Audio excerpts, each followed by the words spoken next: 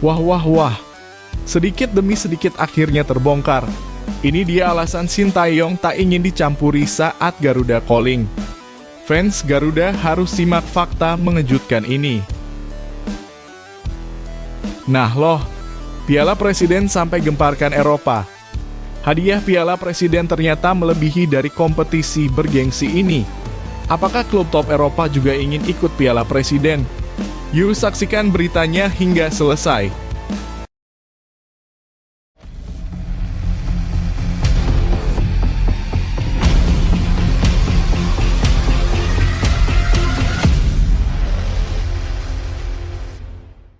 Mohon subscribe channel Timnasku Indonesia agar tidak ketinggalan informasi Timnas Indonesia. Alasan Sintayong tak ingin dicampuri pemilihan pemain Timnas Indonesia terungkap. Terungkapnya kasus dugaan pungutan liar yang melibatkan Yeyan Tumena dan Imran Nahumaruri di klub Malut United bukan hanya mengguncang publik sepak bola nasional, tetapi juga menjadi titik balik kesadaran bahwa sepak bola Indonesia selama ini belum benar-benar bersih. Dalam suasana penuh sorotan ini, muncul kembali pernyataan-pernyataan lama dari mantan pelatih Timnas Indonesia, Sintayong, tentang keengganannya jika ada pihak luar yang ikut campur dalam pemilihan skuad Garuda. Selama menjabat sebagai pelatih Timnas Indonesia, Sintayong dikenal sebagai sosok tegas yang sangat menjaga independensinya.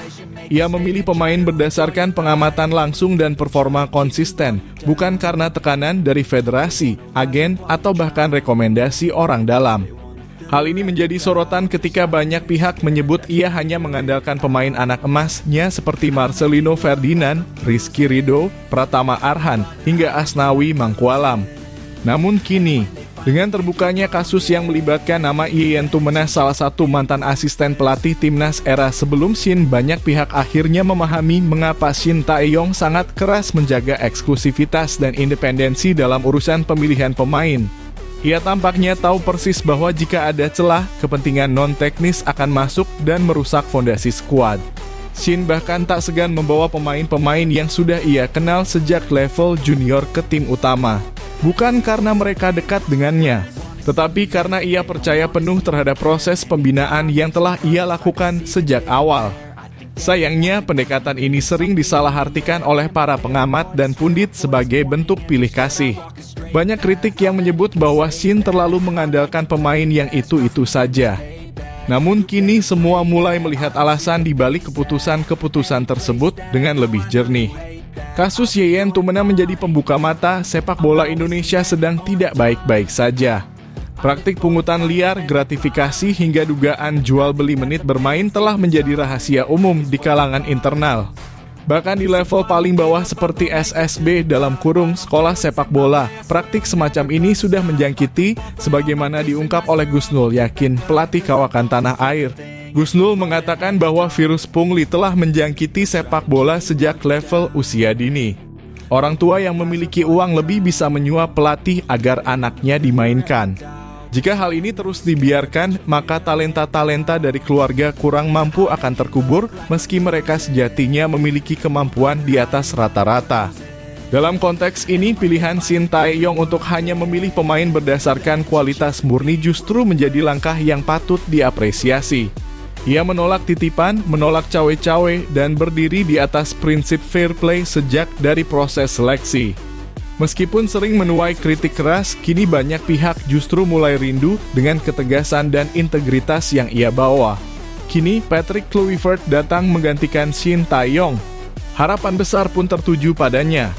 Bukan hanya soal prestasi di atas lapangan, tetapi juga tentang menjaga independensi dan integritas dalam memilih pemain. Semoga dengan pengalaman besarnya sebagai mantan bintang Eropa, Kluivert mampu membawa budaya baru yang lebih sehat, bersih, dan profesional dalam tubuh Timnas Indonesia. Akhirnya, publik pun berharap bahwa PSSI bisa mengambil pelajaran besar dari kasus ini. Jangan lagi ada titip menit, jangan lagi ada jual beli pemain. Sepak bola Indonesia harus dibangun dengan pondasi yang kuat, integritas, kejujuran, dan profesionalisme.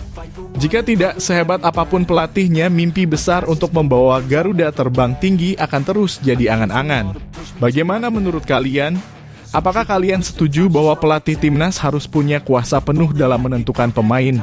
Yuk tulis pendapat kalian di kolom komentar.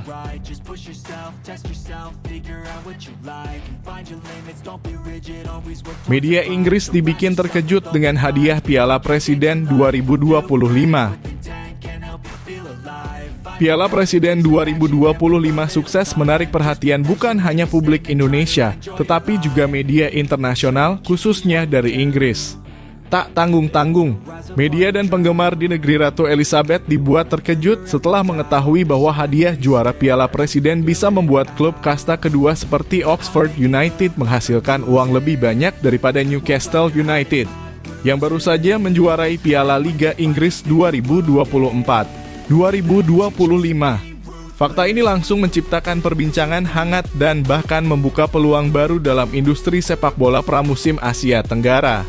Oxford United datang ke Indonesia atas undangan resmi PSSI sebagai salah satu dari 2 klub asing peserta Piala Presiden bersama Port FC dari Thailand. Klub ini memang memiliki koneksi kuat dengan sepak bola nasional sebab sebagian sahamnya dimiliki oleh Ketua Umum PSSI Erick Thohir dan pengusaha Anindya Bakri. Kehadiran Oxford bukan hanya sekadar formalitas, tapi langsung menjadi favorit juara dengan skuad yang kompetitif, termasuk bintang muda Indonesia Marcelino Ferdinand. Yang menjadi perhatian media Inggris bukan hanya keikutsertaan Oxford United, tapi juga besarnya hadiah turnamen. Juara akan membawa pulang 5,5 miliar rupiah, runner-up 3 miliar rupiah, peringkat 3 2 miliar rupiah, dan peringkat 4 1 miliar rupiah. Nilai ini jauh lebih besar dibandingkan dengan hadiah Piala Liga Inggris, di mana juara hanya memperoleh sekitar 100.000 pound sterling atau setara 2,2 miliar rupiah. Maka tak heran jika Oxford United berhasil menjadi juara, mereka akan mengungguli pendapatan Newcastle United yang harus bersusah payah menaklukkan Liverpool 2-1 di partai final untuk meraih trofi tersebut. Hal ini mengundang reaksi media seperti @Oxford di Instagram yang menulis Oxford akan menerima uang hadiah berikut ini dari Piala Presiden pada musim panas ini. Mereka kemudian membandingkan nilai tersebut dengan hadiah kompetisi domestik di Inggris yang bahkan tidak semenarik ini secara finansial. Fakta mencengangkan ini memunculkan wacana baru, mungkinkah klub-klub Premier League mulai melirik Piala Presiden ke depannya? Jika dilihat dari segi waktu, atmosfer, dan hadiah, Piala Presiden bisa menjadi destinasi pramusim yang menjanjikan bagi klub-klub elit Eropa. Cukup bermain 3 pertandingan saja, klub bisa membawa pulang miliaran rupiah sambil menjangkau pasar Asia Tenggara yang sangat besar dan antusias. Jika dikelola lebih profesional dan terbuka, bukan tidak mungkin klub-klub besar seperti Arsenal, Chelsea, atau bahkan Newcastle sendiri akan tertarik ikut serta. Namun fakta bahwa Oxford United bisa masuk Piala Presiden tentu tak lepas dari hubungan kepemilikan. Banyak pihak menilai akses Oxford ke turnamen ini lebih mudah karena kedekatan langsung dengan pucuk pimpinan PSSI, yang tentu memudahkan proses negosiasi, pengaturan logistik, bahkan mungkin membuka peluang insentif tambahan di luar hadiah utama. Hal ini menjadi kritik sekaligus pelajaran bagi penyelenggara jika ingin mengangkat Piala Presiden ke level yang lebih internasional. Maka transparansi dan profesionalisme harus dijaga agar klub-klub besar dunia merasa nyaman ikut serta. Apa yang terjadi saat ini bisa jadi adalah batu loncatan. Jika Oxford United saja bisa mencuri perhatian media Inggris lewat turnamen ini, bayangkan jika ke depan Piala Presiden berhasil menghadirkan klub-klub top seperti Tottenham, Aston Villa, atau bahkan Manchester United. Turnamen ini bisa menjadi wajah baru Asia Tenggara dalam industri pramusim dunia. Bagaimana menurut kalian? Apakah Piala Presiden sudah layak disebut turnamen pramusim paling bergengsi di Asia Tenggara? Dan apakah klub-klub Premier League akan tertarik untuk ikut serta jika hadiah miliaran rupiah bisa mereka dapat hanya dari beberapa pertandingan? Tulis pendapat kalian di kolom komentar.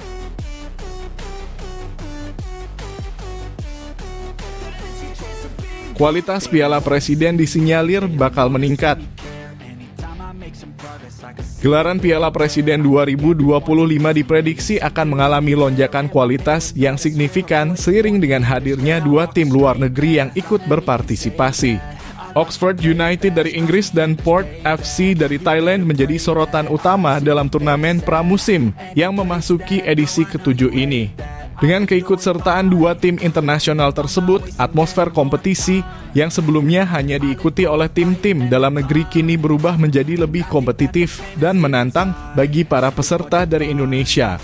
Salah satu tokoh sepak bola nasional yang turut mengapresiasi peningkatan level turnamen ini adalah Indra Syafri, mantan pelatih timnas Indonesia U19. Menurutnya, keberadaan Oxford United dan Port FC dalam daftar peserta tidak hanya akan menambah warna dalam pertandingan, tetapi juga menjadi kesempatan emas bagi para pemain lokal untuk mengukur kualitas diri. Mereka bisa melihat sejauh mana kemampuan individu dan tim ketika dihadapkan dengan lawan dari luar negeri yang memiliki kultur bermain berbeda, strategi matang, serta ritme permainan yang cenderung lebih cepat. Ini kesempatan langka yang harus dimanfaatkan oleh pemain-pemain Indonesia. Kita akan melihat langsung bagaimana kualitas kita dibandingkan dengan tim dari luar. Ini bisa jadi parameter sejauh mana sepak bola kita sudah berkembang, ujar Indra dalam sebuah kegiatan sosialisasi Piala Presiden di kawasan Gelora Bung Karno. Ucapannya ini seolah menjadi dorongan moral bagi seluruh pemain yang akan bertarung di ajang tersebut. Tahun ini Piala Presiden diikuti oleh 6 tim: Oxford United, Port FC, Arema FC, Persib Bandung, Dewa United, dan tim Liga Indonesia All-Star.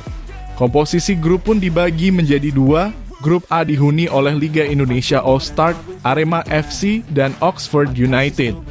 Sementara grup B diisi oleh Persib, Dewa United, dan Port FC. Format ini akan mempertemukan tim-tim besar tanah air dengan lawan yang belum pernah mereka hadapi sebelumnya, sehingga menimbulkan antusiasme tersendiri bagi pecinta sepak bola nasional. Laga pembuka akan berlangsung pada 6 Juli mendatang, mempertemukan Persib Bandung melawan Port FC di Stadion Sijalak Harupat, Bandung. Laga ini akan disusul oleh duel pembukaan resmi di Jakarta antara Oxford United dan Liga Indonesia All-Star, yang dipastikan menjadi pertandingan penuh gengsi dan atmosfer megah karena digelar di Stadion Utama Gelora Bung Karno. Rangkaian pertandingan fase grup akan dilanjutkan pada 8 dan 10 Juli sebelum akhirnya dilanjutkan ke babak perebutan tempat ketiga dan partai final pada 12 dan 13 Juli. Piala Presiden 2025 tidak hanya menjanjikan kualitas pertandingan yang lebih baik, tetapi juga hadiah yang sangat menggiurkan. Total hadiah mencapai Rp11, 5 miliar. Dengan rincian juara akan menerima Rp5,5 miliar. Runner up 3 miliar rupiah, peringkat ketiga 2 miliar rupiah, dan peringkat keempat 1 miliar rupiah. Besarnya hadiah ini diharapkan menjadi motivasi tambahan bagi setiap tim untuk tampil all out di setiap pertandingan, sekaligus menunjukkan kepada publik bahwa sepak bola Indonesia layak disaksikan dan terus berkembang. Dengan promosi besar-besaran dari panitia dan harapan agar masyarakat memenuhi stadion-stadion tempat pertandingan berlangsung, turnamen ini bukan hanya sekadar kompetisi pramusim biasa. Piala Presiden tahun ini bisa menjadi ajang pembuktian bahwa Indonesia siap naik kelas dalam urusan penyelenggaraan turnamen sepak bola. Lebih dari itu, ini adalah panggung pembuktian bahwa klub-klub lokal mampu bersaing dengan klub luar dan para pemain muda Indonesia tak kalah kualitasnya dengan pemain dari negara lain. Lalu, bagaimana menurut kalian? Apakah kehadiran Oxford United dan Port FC akan membuat Piala Presiden semakin seru dan berkualitas? Tulis pendapat kalian di kolom komentar dan jangan lupa dukung tim favorit kalian di Piala Presiden 2025.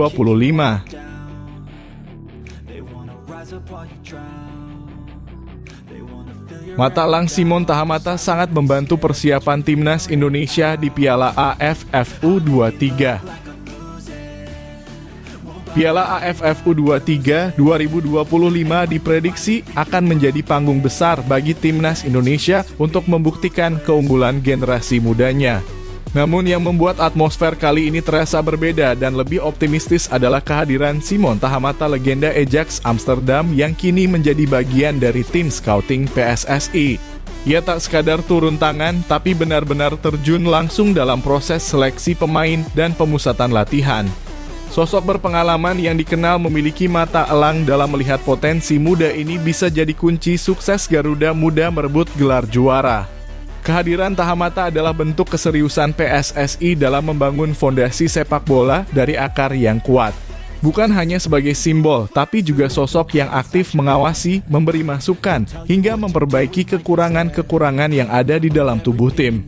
Tak sedikit pengamat yang menilai bahwa mata tajam milik Simon Tahamata adalah senjata berbahaya yang dapat memastikan pemain yang terpilih adalah mereka yang benar-benar siap. Bukan sekadar pemain populer atau titipan.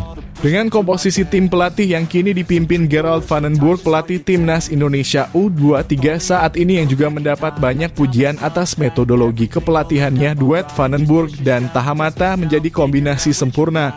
Satu adalah arsitek strategi, satu lagi adalah pemburu bakat yang tajam. Mereka menjadi dua sosok penting yang mampu meramu skuad dengan kualitas teknis tinggi dan mental kompetitif yang terasa. Menariknya, Timnas Indonesia akan berlaga di depan publik sendiri. Gelaran Piala AFF U23 2025 akan diselenggarakan di dua stadion besar, yaitu Stadion Utama Gelora Bung Karno (SUGBK) dan Stadion Patriot Candrabhaga. Tentu saja, ini menjadi motivasi tambahan bagi para pemain muda Indonesia. Tak ada alasan untuk tidak tampil habis-habisan. Dukungan dari supporter, fasilitas terbaik, hingga kesiapan dari segi teknis dan taktik, semuanya telah disiapkan semaksimal mungkin. Ditambah lagi, Timnas U23 saat ini bukanlah tim dadakan. Mereka telah menjalani proses panjang dari seleksi, pemusatan latihan, hingga simulasi pertandingan. Sebanyak 28 nama telah dipanggil dan akan dipangkas menjadi 23 pemain terbaik. Dan dalam proses itulah kehadiran Simon Tahamata menjadi pembeda. Ia tahu betul bagaimana melihat potensi terpendam dan bisa mengembangkan pemain biasa menjadi luar biasa. Bahkan beberapa pengamat menyebut Tahamata adalah alasan utama mengapa Indonesia kini punya harapan besar. Menjadi juara di level U23 bukan hanya soal trofi. Lebih dari itu, ini adalah ajang pembuktian bahwa regenerasi timnas berjalan sesuai jalur. Para pemain muda ini nantinya akan menjadi pilar timnas senior dan menyatukan filosofi permainan sejak usia muda akan mempermudah proses transisi. Oleh karena itu, tugas besar ada di pundak van den Burg dan Tahamata memastikan bahwa pemain-pemain muda Indonesia tidak hanya kuat secara fisik dan taktik, tapi juga matang secara mental dan karakter. Kini dengan segala sumber daya yang tersedia, beban besar disematkan kepada Timnas U23. Banyak yang menyebut bahwa dengan pelatih sekelas van den Burg dan scouting selevel Tahamata, rasanya mustahil jika hanya Piala AFF U23 saja tidak mampu diraih. Apalagi dengan label sebagai pelatih terbaik Timnas Indonesia sepanjang masa yang kini disematkan kepada van den Burg, ia tentu tidak ingin catatan sejarahnya tercoreng hanya karena gagal di turnamen kawasan. Lalu, bagaimana pendapat kalian? Apakah kalian optimistis bahwa Indonesia bisa menjadi juara di Piala AFF U23 2025 kali ini? Tulis komentar kalian di bawah dan mari kita dukung Garuda Muda untuk terbang lebih tinggi.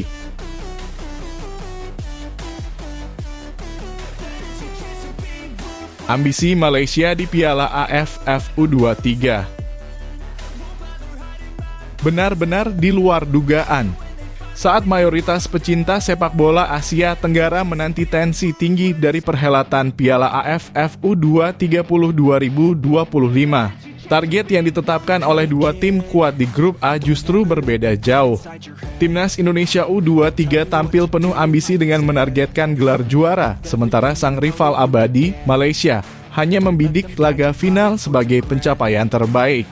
Sebuah perbedaan pendekatan yang menarik sekaligus menyiratkan dinamika yang terjadi di balik layar persiapan masing-masing tim. Piala AFF U23 tahun ini akan digelar di Indonesia, tepatnya di dua stadion megah, Stadion Utama Gelora Bung Karno (SUGBK) di Jakarta dan Patriot Candrabhaga di Bekasi. Faktor tuan rumah jelas menjadi nilai lebih bagi Garuda Muda. Bermain di kandang sendiri dengan dukungan supporter fanatik akan menjadi dorongan semangat luar biasa. Apalagi Indonesia pernah menjuarai turnamen ini pada edisi tahun 2019, kala itu dipimpin oleh pelatih lokal Indra Syafri dan sukses mengalahkan Thailand 2-1 di final. Kini tongkat kepelatihan berada di tangan Gerald van den Burg, sosok yang disebut-sebut sebagai salah satu pelatih terbaik yang pernah menangani Timnas Indonesia. Pengalamannya di level Eropa dan pemahamannya terhadap filosofi sepak bola modern membawa harapan besar untuk kejayaan Indonesia di level kelompok umur. Maka tak mengherankan jika PSSI secara tegas menargetkan juara, bukan hanya sebagai tuan rumah, tetapi juga karena kualitas dan potensi tim yang dimiliki. Berbanding terbalik, Malaysia justru menapaki jalan realistis. Pelatih mereka, Nafuzi Zain, menegaskan bahwa target utama mereka bukan menjadi juara, melainkan cukup mencapai final. Meski bukan ambisi kecil, namun pernyataan ini menunjukkan pendekatan lebih konservatif. Nafuzi mengakui Indonesia merupakan lawan terberat di grup dan salah satu favorit juara. Bermain di hadapan publik sendiri membuat Garuda Muda diunggulkan secara mental dan teknis. Malaysia tampaknya sadar diri akan tantangan berat yang dihadapi, termasuk dari tim-tim seperti Thailand dan Vietnam di fase selanjutnya. Namun bukan berarti Malaysia datang tanpa ambisi. Mereka tetap menatap setiap pertandingan dengan serius, mulai dari laga pertama melawan Filipina, dilanjutkan dengan Brunei, dan baru bertemu Indonesia di laga terakhir. Target utama mereka adalah lolos sebagai juara grup untuk mengamankan tempat di semifinal. Setelah itu barulah mereka akan berpikir tentang final. Strategi ini mungkin dinilai bijak oleh sebagian pihak, tetapi tetap saja terasa kurang greget jika dibandingkan dengan rival-rival mereka yang menargetkan podium tertinggi. Sementara itu, skuad Indonesia memang tak sepenuhnya menurunkan pemain terbaik. Nama-nama besar seperti Marcelino Ferdinand, Rafael Struijk, hingga Ivar Jenner absen karena prioritas utama adalah kualifikasi Piala Asia U23 pada September mendatang. Meski begitu, kekuatan Garuda Muda tak bisa dianggap remeh. Komposisi pemain yang berlaga di Liga 1 tetap menjanjikan, apalagi dengan sentuhan pelatih kelas dunia. Yang pasti, laga Indonesia versus Malaysia pada 21 Juli 2025 nanti akan menjadi pertarungan syarat gengsi. Tak hanya soal tiket ke semifinal, tapi juga pertarungan mental dan harga diri. Siapa yang lebih siap, dia yang akan melangkah lebih jauh. Pertanyaannya, apakah target Malaysia yang lebih rendah ini akan menjadi bumerang atau justru strategi jitu? Bagaimana menurut kalian, apakah target juara timnas Indonesia U23 sudah tepat? Atau justru Malaysia lebih realistis dengan hanya mengincar final? Yuk tulis pendapatmu di kolom komentar.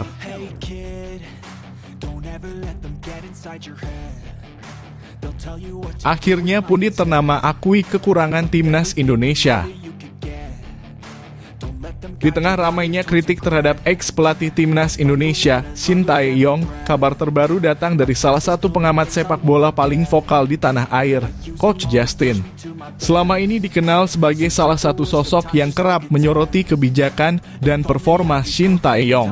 Kini Coach Justin justru membuka mata dan mengakui keterbatasan skuad Garuda, khususnya yang diisi pemain naturalisasi. Dalam sebuah perbincangan di kanal YouTube bersama Kemal Palevi, Justin dengan jujur menyampaikan bahwa mayoritas pemain keturunan yang saat ini memperkuat timnas Indonesia bukan berasal dari level elite atau tier A di Eropa. Pernyataan ini langsung menjadi sorotan mengingat selama ini sebagian besar pengamat dan netizen selalu meyakini bahwa hadirnya pemain diaspora adalah solusi instan menuju panggung dunia. Padahal seperti yang diakui oleh Coach Justin, meski beberapa pemain membawa pengalaman dari luar negeri, mereka belum bermain di level tertinggi dan itu berpengaruh besar terhadap performa kolektif tim. Artinya mengganti pelatih dari Shin Tae-yong ke Patrick Kluivert pun tak serta-merta mengubah kekuatan tim nasional secara signifikan. Hal ini terbukti saat timnas Indonesia tetap harus berjuang keras di round 4 kualifikasi Piala Dunia 2026. Padahal sebelumnya harapan besar sempat disuarakan oleh kelompok supporter fanatik seperti La Grande Indonesia, yang menargetkan skuad Garuda bisa langsung lolos ke Piala Dunia dari fase round 3. Alih-alih meningkat, performa Indonesia di bawah pelatih baru justru stagnan. Bahkan dalam laga melawan Jepang, tim yang pernah dilawan dengan gigih saat era Shin Tae-yong Indonesia kalah telak tanpa satupun tembakan ke arah gawang.